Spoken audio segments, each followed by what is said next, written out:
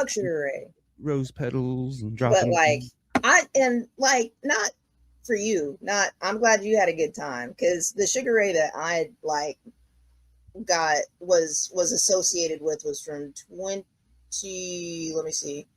2000. So my son was 5. So 2006. Yeah, well, that was I would have never went 2006. Yeah. So that was a while later after he had some kids and got a stick up his ass or something. And he looked. I was so excited, and we had gotten like a floor seat. Like we had the cheap seats, and then we were dancing on the dance floor, and there were people who had more money than us that were like seeing that we were enjoying ourselves, and they let us sit in the seats. They were like, "Here, sit in these good, expensive seats," and we were like, "Woo!"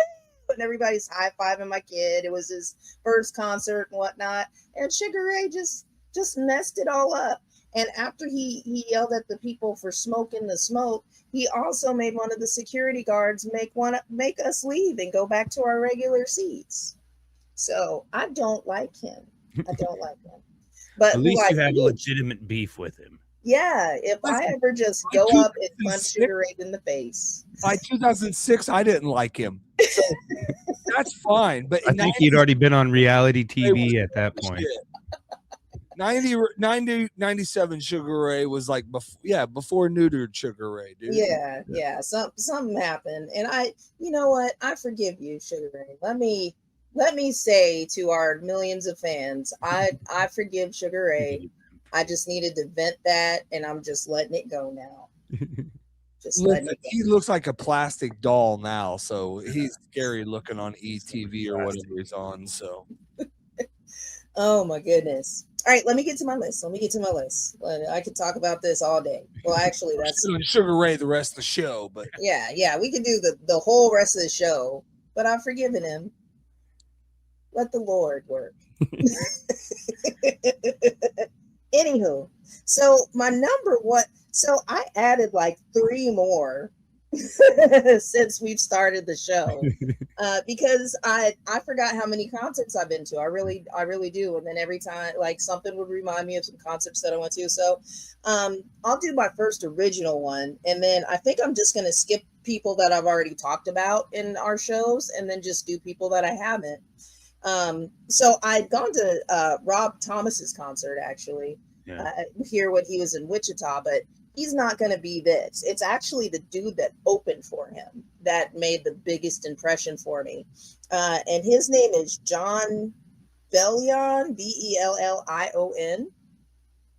And he was just by himself. Like he was just opening by himself. He had his tracks playing or whatever else. But the song that he sung was All Time Low.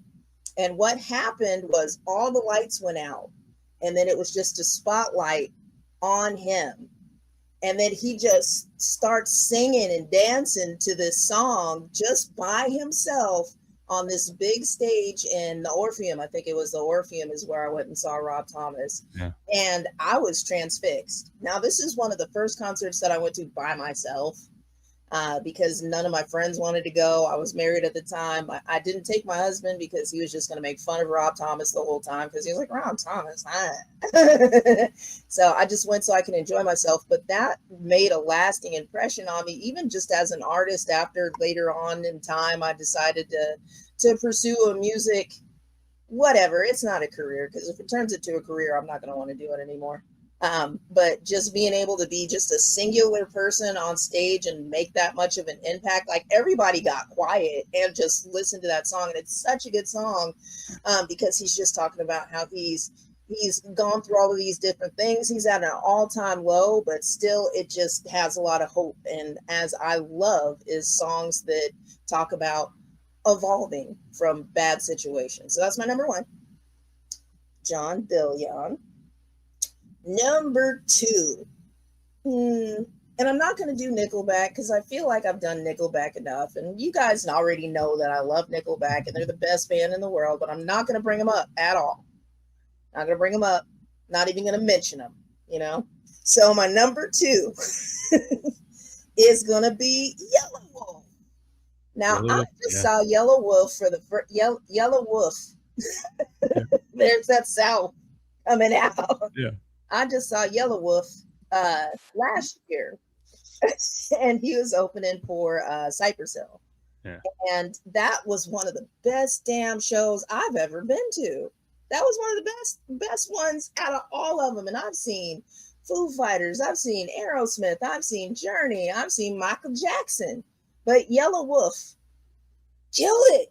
And the song that I picked by Yelawolf was Till It's Gone. Yeah. Yep. Awesome song. Oh my God. And he is a dynamic performer, and he's a whole motherfucker too. Like, he just, everything about him, like, is you probably shouldn't hang out with him, but you're going to anyways, because you know you're going to have a good time. You might get thrown in jail, but only for the night.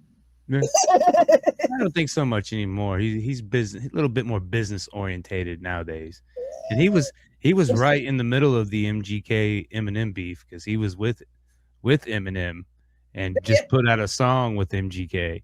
Yeah. And he was trying to get Eminem on the track, but after shit went down, didn't happen. Yeah.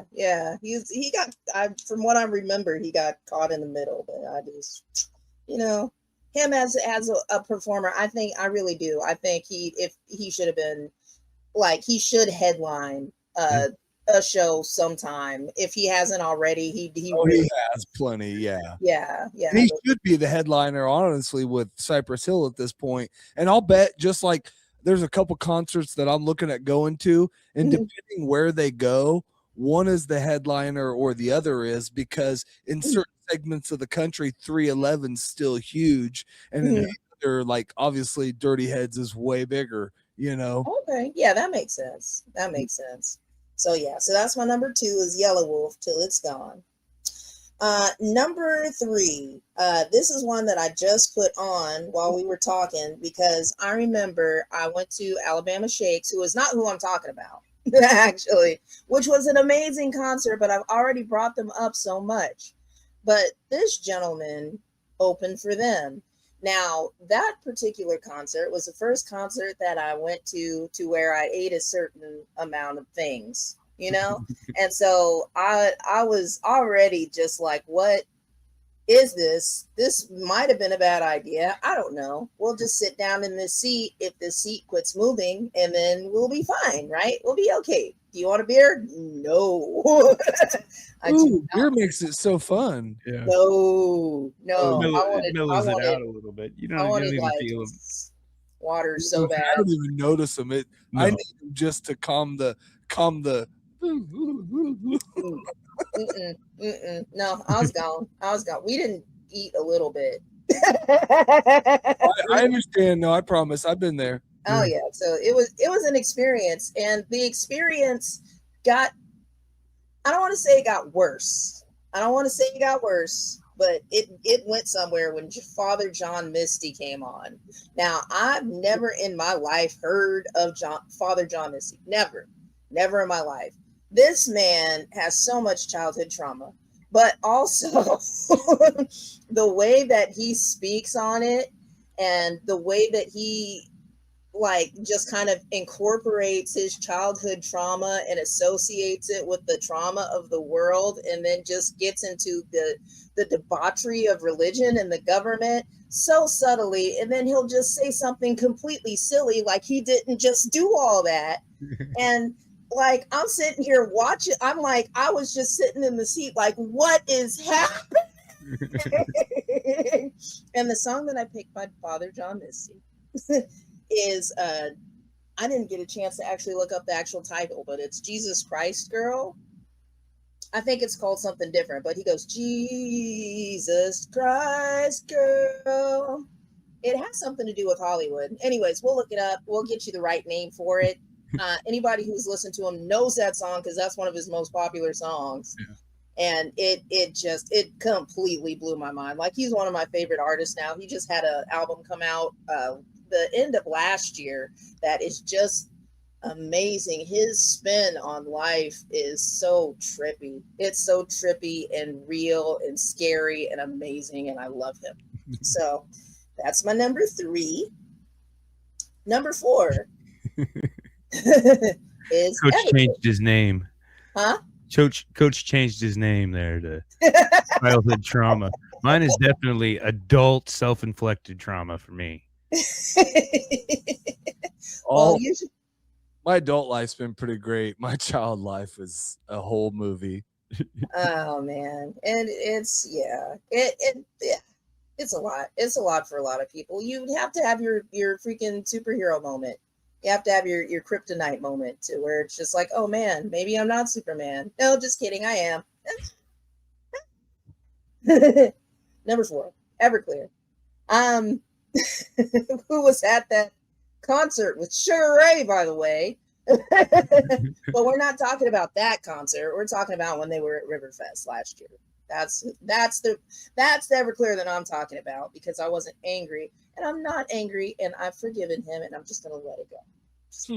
So it seemed to be the opposite, but yeah, a lot of women. You say Say that enough, maybe it'll manifest. But every now and again, something it'll remind you, and then you get pissed off just for a minute again, but then you remember that you let it go, but it doesn't stop hurting. And that's fine. Yeah.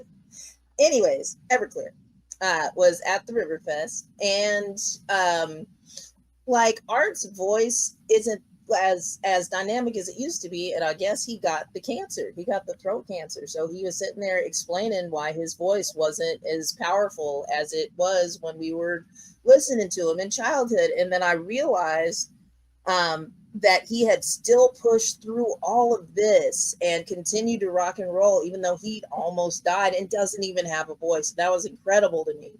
So after that story, they sung Wonderful, and the whole crowd got it. Like everybody got it, and everybody was singing to the top of their lungs. And speaking of childhood trauma, that's one of the songs that really touches on people's childhood trauma. And one of the songs that I've heard before, like, and it made it feel better that you weren't just alone in it, that there were other people that were suffering, and they went on to be just the greatest rock stars in the world. So you don't have to let it end you. Yeah. You know what I mean? So that's my number 4. Number 5. What are we going to do for number 5? It's all so hard. It's so hard. We're going to do the Struts. She said. Yeah. Did she? So we're going to go with the Struts. And once again, the Struts were the openers. I guess I really like the opening bands. They opened for the Foo Fighters, actually.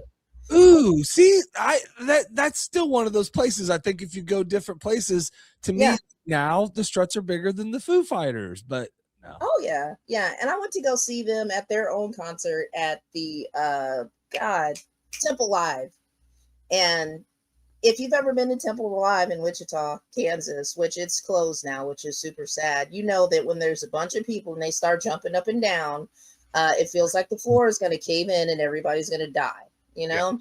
Yeah. And that was the whole show for the Struts. Like it was, I was like, I'll just die. You know, this show is so good. Just let me go this way. Let me fall 3 stories to my death. I will do it for these people. So the first time I saw them was when they opened for the Foo Fighters. This is off of their show from Temple Live. It was an amazing show.